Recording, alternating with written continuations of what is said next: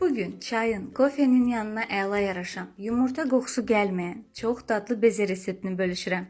Əvvəla bezəni hazırlayacağımız qab və mikserin ucluqları tərtəmiz, qupquru olmalıdır. Sarısından ayırdığımız 3 ədəd yumurtanın ağını qaba əlavə edirik. Üzərinə 1 stəkan şəkər tozu və 1 çimdik duz əlavə edib qarışdırırıq.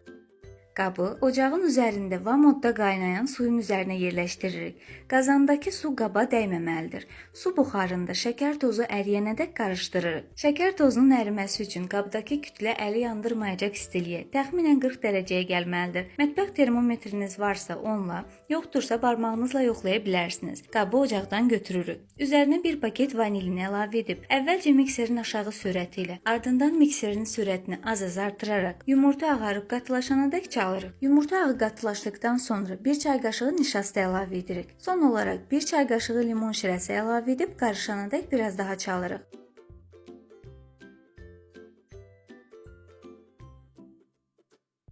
Nəticədə axmayan, formasını saxlayan qatı bir kütlə alınır. Hazırladığımız kütləni krem sıxma torbasına doldururuq.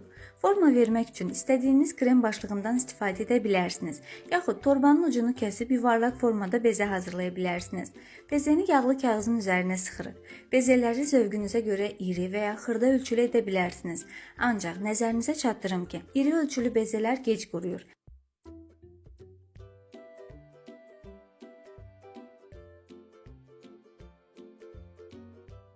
Bezələri əvvəlcədən 90 dərəcədə, alt-üst rejimdə qızdırdığımız sobada tamam quruyub bərkiyənədək bişiririk. Kiçik ölçülü bezələr mənim sobamda 1 saata, iri bezələr isə 1 saat yarıma qurudular. Bezenin hazır olmasını üzərinə vurduqda çıxan takıltı səsindən, yaxud yağlı kağızdan rahatlıqla ayrılmasından bilmək olar. Hazır bezəni quru, rütubətsiz şəraitdə saxlamaq lazımdır. Bugünlük bu qədər. Əgər videonu bəyəndinizsə, like etməyi, rəy bildirməyi, yaxınlarınızla paylaşmağı, yeni video reseptlər üçün kanalıma abunə olmağı unutmayın.